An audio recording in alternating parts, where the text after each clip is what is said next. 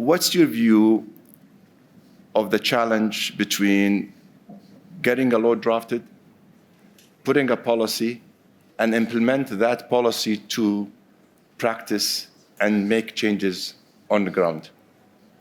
Well, thank you for the question, and thank you all for having us, and to the hosts too. So during these panels, when you are in the middle of the panel, most of the public is pretty much tired, so I will do my best to keep it short but efficient. And this is a part of the answer. So hearing all the speeches and lectures, I felt, and I was living through the déjà vu of a law school since I'm a lawyer, and it feels good. But since I've been through my career and I entered the administration through the legislative part of the administration within the Ministry of Interior, so I was on the part of the drafting the laws. But the answer to your question is having people drafting the laws, writing the policies, but implementation takes time. And I'm a head of the ministry that lives day by day in implementation, because everybody expects roads to be built and schools to be built in a day. Even Rome wasn't built in a day. So the implementation part of the laws is within our hands. And to be honest, since I am somebody who used to write the laws, I really feel the need to talk to all the lawyers writing the laws on construction in Montenegro every time we go through the implementation procedure, or all the lawyers who are writing the law on public procurement whenever our tendering stops because of the appeals. But I'm more than aware that institutions are there to do better for the citizens, actually, because we are learning day by day. And we are aware how important it is, the rule of law, since Montenegro is, and this is a tricky part when you come from the Western Balkans, because we all consider ourselves champions of EU integration and the next one to enter the EU. But nevertheless, we are in the phase, when it comes to the Montenegro, we are in the phase of closing the chapters. So, and in between of doing that fast, and be the first next member state. We have a motto 28 by 28, so 28 member state by the year 28, but also to have the balance of actual reforms being implemented. So we have a bunch of laws being adopted a couple of days ago by our parliament, and we have objections to that. So we need the balance between the adopting the laws and actually having those laws applicable, first of all, and then, if applicable, implemented. So it is not easy, definitely, but in my opinion, the recipe for this is actually not having on the drafting side somebody that never implemented the law, because then you do not have a result. When you try to implement the law, you have just a letter on the paper and nothing else. And does it always match your policy, or it's?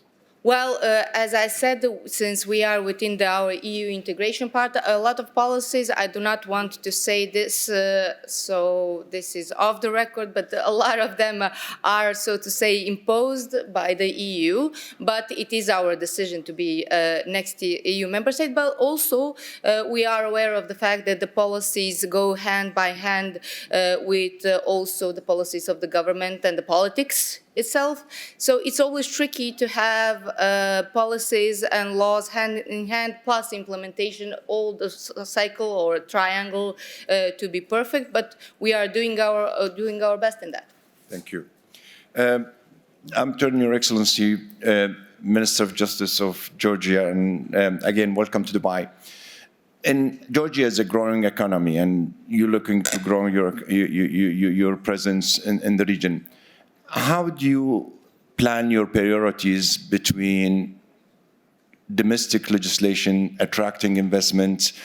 How do you juggle between your priorities in the legislation process and how often you succeed? Thank you for the question. First of all, I would like to thank our distinguished host for convening such an interesting and forward-looking dialogue. It is my great pleasure to be here with you and to share Georgia's success and lessons learned during the independence period. So, as you mentioned, Georgia is a fast-growing economy lately, and in fast-growing economies, the law is not only the normative framework. We believe it's a part of the economic infrastructure. So businesses, investors, citizens, they're looking for three main things. This is speed, predictability, and certainty of execution. Enforcement of the laws. So for this reason, we believe that the law, policy, and technology must be one integrated system, not the separate domains. So in Georgia, we have moved from linear, like closed door law drafting to a continuous digitally enabled process, which enables interested parties to participate in law drafting process. Any new amendment or a draft law is published on the Parliament's website, and any interesting party can comment and send their comments on real time, so which makes process of the lawmaking more clear, more transparent, and it doesn't actually, which we have achieved, what we have achieved is that this doesn't affect the speed of adopting the new laws. So all the draft law, as I mentioned, is published online, but we have as well a legislative herald, and on this legislative herald, interested parties may comment on already adopted laws, so we can take into consideration the comments and to adopt new changes, amendments to the laws in a way to suit the society and the citizens of Georgia. So we also have a digital co-drafting system between the government bodies and regulatory bodies, so which enables a real-time drafting of the laws and coordination, faster alignment, and the consistent regulatory language, which is also very important in this regards. So we believe that the agile lawmaking, when properly governed, strengthens investors' confidence, because it signals state capacity, responsiveness, and control. So we are working every day on bringing innovations to the justice system. Ministry of Justice is a body who operates the digital governance agency, who serves whole government of Georgia and provides innovations to the administrative system in whole. So we think that we are one of the advanced states in this regards, but still we have to learn a lot, and we had discussions a few months ago with my colleague from United Arab Emirates, and I believe that we have a lot to study from your country and to share our experiences between each other. So again, thank you very much for this opportunity to share our ideas and our success with you. Thank you. How easy for your system to adapt to new changes? Is it tiring, troublesome, difficult, or it's? I mean, I give you example between His Excellency Minister of Justice and Ms. Al-Hamadi, the minister. They managed last year to change maybe 120, 140 laws in this country through their system. Actually, we do the same, and we have a quite a big challenge to navigate between our EU integration agenda. As you may know, Georgia is a EU candidate state, and in the Ministry of Justice, we have a dedicated department for EU integration, and we are checking all new laws we make in Georgia to be in line with the European regulations, with the European laws, on one hand, and on the other hand, to suit the fast-growing economy in Georgia. So this is a quite big challenge, but so far we are more or less good in that. Thank you. Your Excellency, Poland's looked at today as the future of Europe, is the economy of Europe growing there, and they believe it's going to take off the economy of Germany in Europe. You also have problems at your borders and the questions of rule of law and justice. How do you feel, and how do you, in your country today, and if there has been changes in the last few years from what's happening around the world and trying to emphasize on the application of the rule of law, justice, and is it justice today a philosophy and politician talks about it, or it's a true subject of implementation in your own country at least? Thank you. Thank you for the question, and thank you for having us here. Well, justice is a philosophy that remains, and I realize, ideal for many. And, we received very hard lesson from Mario Draghi's report is about the slow agony of competitiveness in Europe. And the only answer that comes clearly from the report is the changing the perspective for the user experience, UX perspective. And when this perspective fails, justice becomes a tool for populists. And Poland and the rule of law has stopped international agendas for years, and with a really hard contribution from Poland from last years.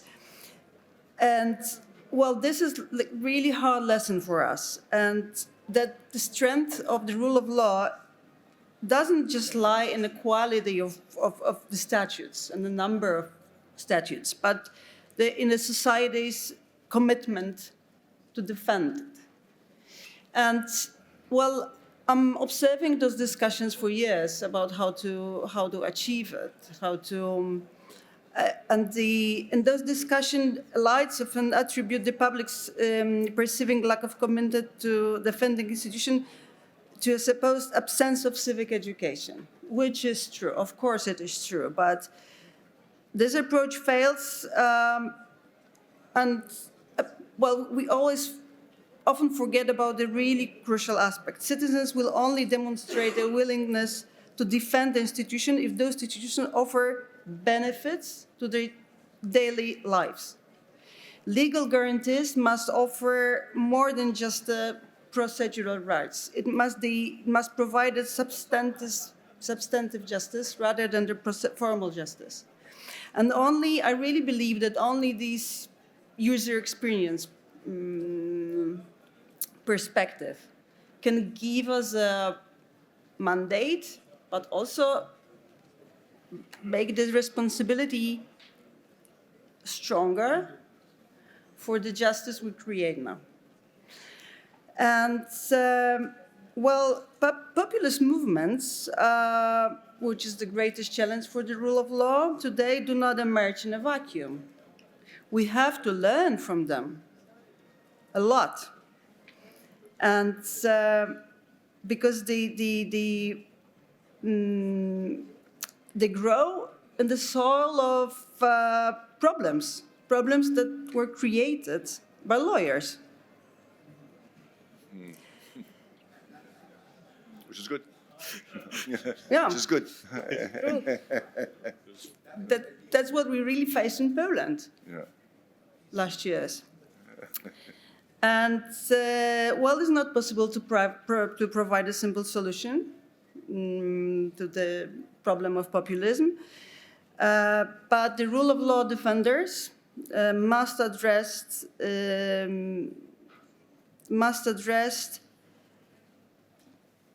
those issues that populists are often adept at identifying.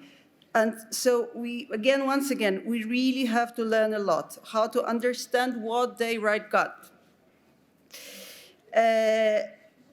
So first of all,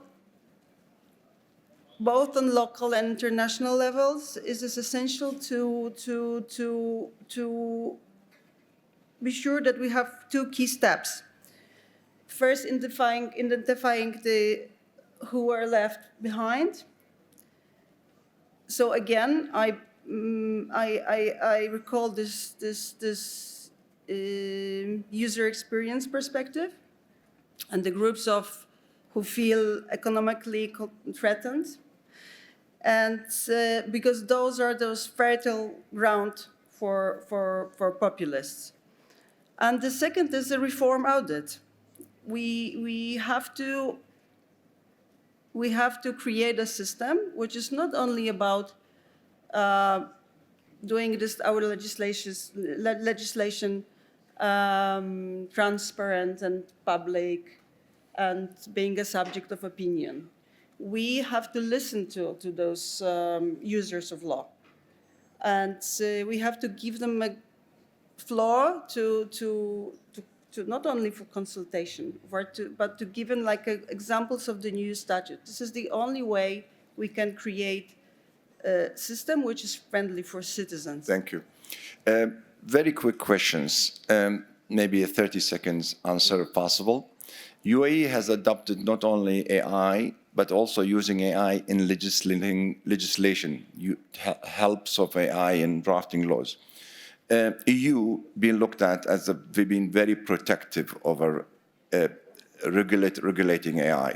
So an answer, what's your view on the regulating AI, and have you had the experience of using AI within the government in helping in legislation or research? And I'm going to address this question, the same question, to your excellencies. One of the most recent communications with the UAE is actually helping us on the AI when it comes to Montenegro. So cooperation between our two countries will be based on this project too. And between the government summit last year and this year, we've progressed a lot. When it comes to the EU, is the GDPR directive that's slowing down the whole process. But since we are now using the benefits of being EU candidate but not member state, we will use this year quite a lot on AI. Thank you. Your Excellency? Okay, yes. Georgia is one of the signatories to the Framework Convention of the Council of Europe on AI, and on one hand, we are in line with the convention, but on the other hand, we are also in close cooperation with UAE. We have, a few months ago, we have started a project, we call it Smart Contract. It's not really a smart contract in terms of blockchain, but it is a contract which enables citizens of Georgia to remotely sign the real estate contracts. And we have enabled, with the help of AI, and it enables parties to be in different places and to simultaneously sign the contract, pay, and register the title. So, and we're looking forward to further cooperation. We have signed a memorandum of understanding with a private sector company in UAE. They have also a pilot project in Dubai with Dubai Land Registry, which is related to the tokenization of the real estate. So we are also trying to Very good. start this project in Georgia. So we're taking the first steps right now. Thank you, Your Excellency. How is Poland's experience? Very quickly, this is something we can learn from you, friends. And but when I think about this AI and justice connection, I think of two words: responsibility and transparency. Thank you. Thank you. Well, thank you very much, Your Excellency, for your time, for being here with us today. I could have spent an hour with you, but I really appreciate your contribution.